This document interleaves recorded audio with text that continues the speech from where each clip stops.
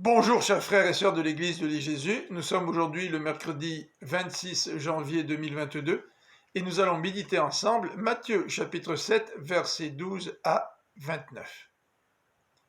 Jésus commence par la règle d'or qui n'est pas très populaire. La voici.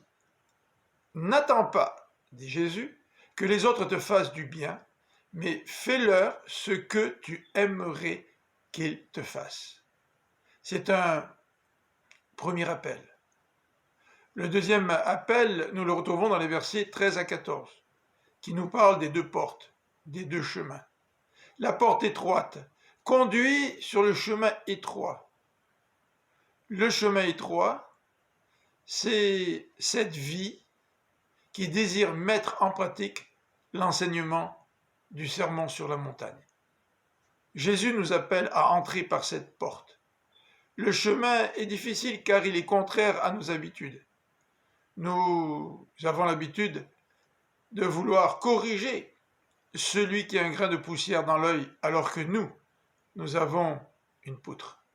Ce n'est pas naturel de faire confiance à Dieu et de vivre dans la dépendance vis-à-vis de lui. Ce n'est pas non plus naturel d'appliquer la règle d'or, mais c'est le chemin de la vie. Et pour y marcher, nous avons besoin de l'aide de Jésus-Christ. Dans les versets 15 à 20, le Seigneur va nous parler des faux prophètes et il va nous demander d'exercer notre jugement, notre discernement. Ces faux prophètes prennent l'apparence des agneaux pour pouvoir nous tromper. Mais Jésus nous dit que nous pouvons évaluer un arbre à son fruit et que nous pouvons et que nous devons aller au-delà des apparences.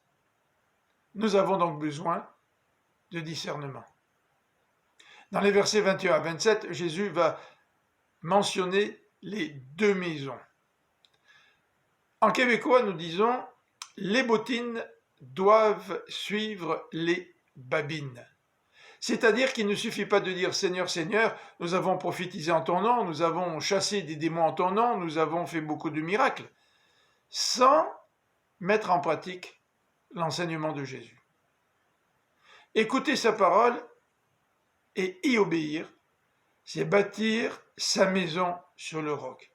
Seulement écouter sa parole, c'est bâtir notre maison sur le sable. Les bottines doivent suivre les babines. Mettons en pratique l'enseignement du Seigneur. Ce sermon sur la montagne se conclut par les versets 28 et 29.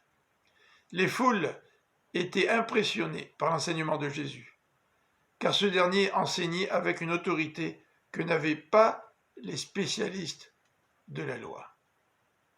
Entendons encore aujourd'hui l'appel du Seigneur à passer par la porte étroite, à marcher sur le chemin de l'obéissance, même si cela représente un défi.